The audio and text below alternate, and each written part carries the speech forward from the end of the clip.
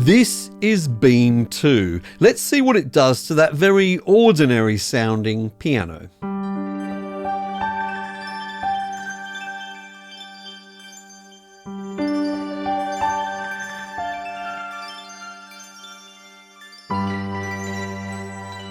I'm going to continue this theme of taking something fairly ordinary and spicing it up with the new Beam 2. Now, if you happen to be a Beam 1 owner, this is a free upgrade for you, so you can play along right away. For everybody else, the price depends on how soon you're watching this video after launch, so I encourage you to follow the link in the description down below. Now, full disclosure, Lunacy Audio are sponsoring this video. However, they have had no control over content whatsoever. But in case that still bothers you, I'm going to keep my opinion on this plugin to a minimum so that you can hear and see this plugin in action and leave your own mini reviews in the comments down below. Let's start off by listening to some presets. So I made a kind of a mini demo to check out some of the presets with Beam 2, and the first place I applied it was on that piano that we heard in the intro, which was originally sounding like this. And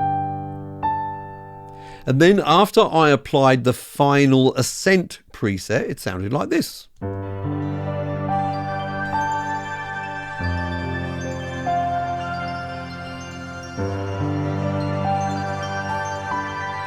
Now, a couple of things. First of all of those extra layers of sound that you can hear are being generated by these nodes that we can see here on the interface. We're going to talk a lot more about what they actually do later.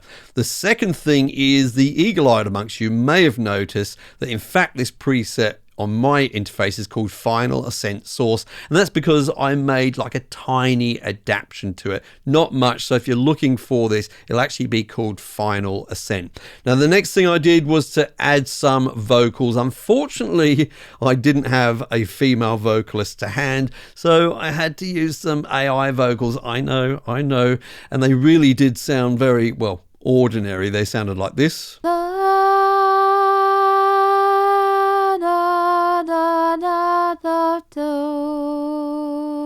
But after I added this breakups preset in Beam, they sounded like this.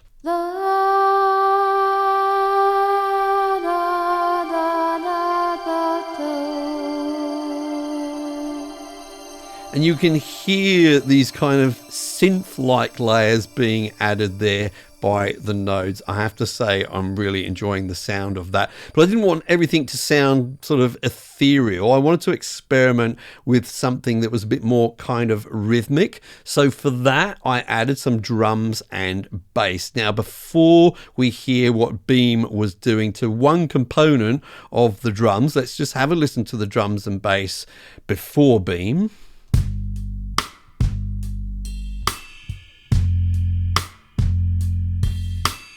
And what I did was I added this preset called Clockwork, but only to that kind of side stick sound on the drums.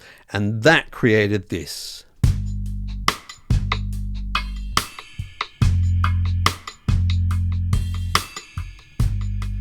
You can hear it's adding all these kind of sub rhythms in there. Have a listen again, but we'll just listen to the side stick by itself without Beam. It was sounding like this.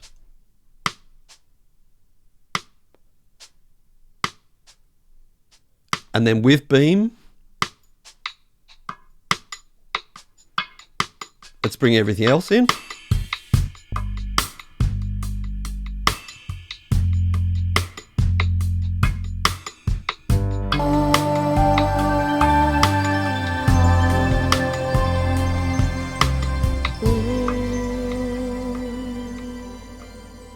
So we create effects in Beam 2 by adding nodes to our beam going across the middle here. We find our nodes at the bottom by clicking on Add Nodes, and in my case, you can see 6 nodes available here. Now I say in my case because at the time of making this video, I'm not 100% certain which nodes are included with Beam 2. So follow that link in the description to make sure of that. So I'm going to grab this space node here and dragging up to drag it up to my beam. This is a convolution reverb basically. Then I'm going to grab this grains node and add that to the end of the line there.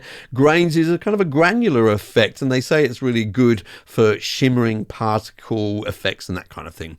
Next, I'm going to drag time up to the beam. This is a time stretching node, and then I'm going to grab volts, which is a sort of a 3-in-1 distortion node. This is followed by filter, which as its name suggests is a filter node. It's got things like low pass, high pass, and band pass filters in there. And then finally, I have haze, which is a new node to Beam 2. And this is essentially a kind of a chorus reverb and dispersion node. Now, you'll notice I've put these all in a line like so, but they don't have to be used in that way. You can create some really interesting routing in Beam by just hovering over one of the lines here and say dragging a line across like this, and then I could grab, say, this volt node and then drag that to this, what I'm going to call a sort of a side chain here. And you can get very, very creative and kind of complex with this if you want to. Let's drag haze down here. You can see all the different places where I could drag it to. And then if you click on the lines themselves, then you can do things like adjusting the level of that particular line, or that beam, I should say, or you can adjust the pan, solo it, mute it, all that kind of stuff. So you can get quite complex with this and create some interesting sort of levels of different effects. Now, one important thing about Beam 2 is if you don't want to do all of this stuff, if you feel like, look, I just want to use one of these nodes, then you can do that. They're all available as individual plugins if you don't want to mess around with all of this routing.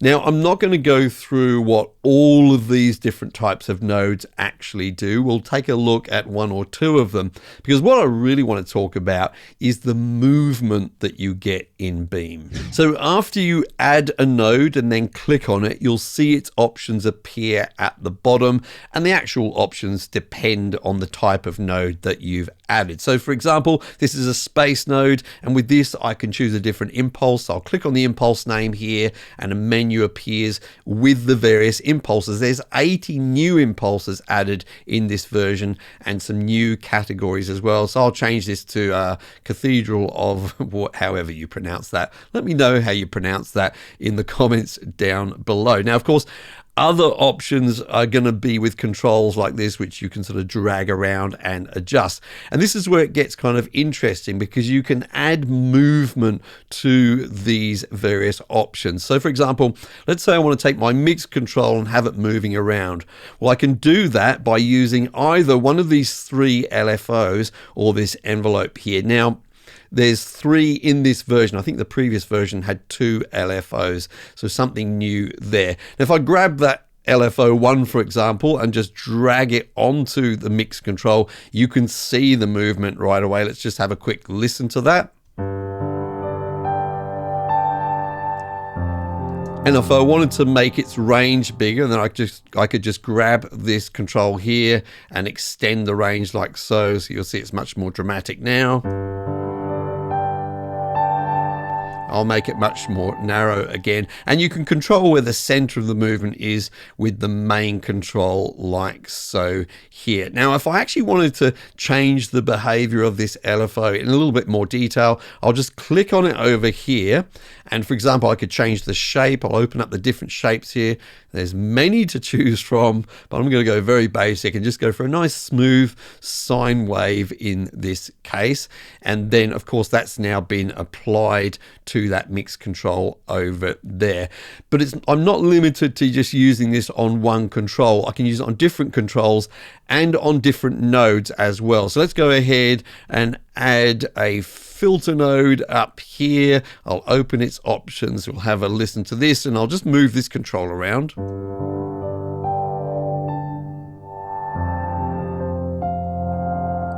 And that's adjusting both the cutoff and the cue, but rather than manually move it around, let's use that same LFO 1 again, which I'd already set up, and I can just drag and drop it onto the cutoff control, and then let's have a listen to that.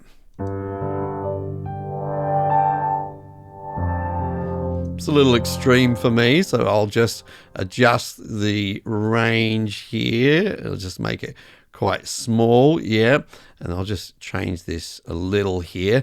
Now, I could, of course, drop it on the Q as well, but let's try a different LFO. We'll try LFO 2, and we'll pop that onto the Q. This looks absolutely crazy, doesn't it? Have a listen to this.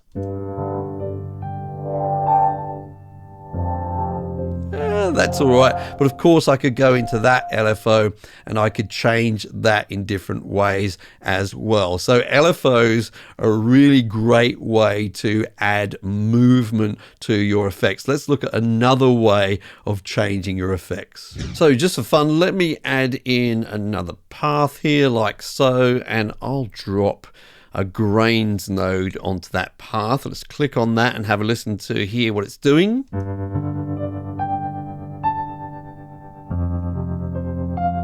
Got this kind of nice tremolo effect there, but it's not that I want to get out of this. I actually want to make use of this delay part to this node, so I'll just switch that on, and then I'll just try and dial in a basic setting for that.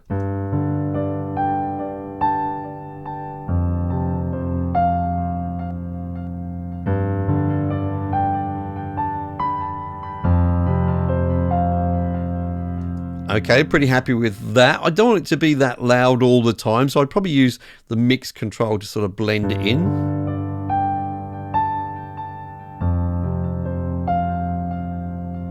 But I might want to change that as we go along. So what I could do is then grab this macro control and drop it onto the mix control. Exactly why I'm doing that will be more apparent in just a moment, but I can sort of adjust the range and everything just like we were doing before. I'll make it full range. So that macro control is almost acting like as a remote control for the mix control now, as you can see.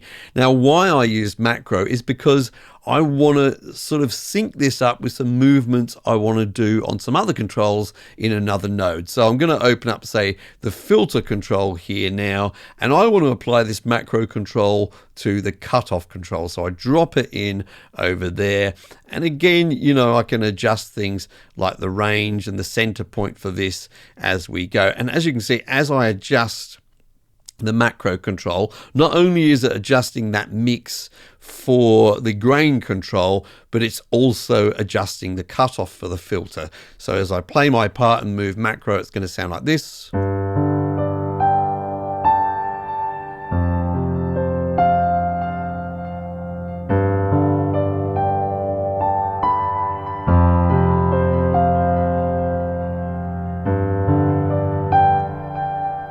So you've seen it and you've heard it. Is it something you think you could use? Is it something you think could be improved? Give me your mini reviews in the comments down below. And thank you so much for joining me today. I'm Mike. I hope you're well, and I'll see you in the next video.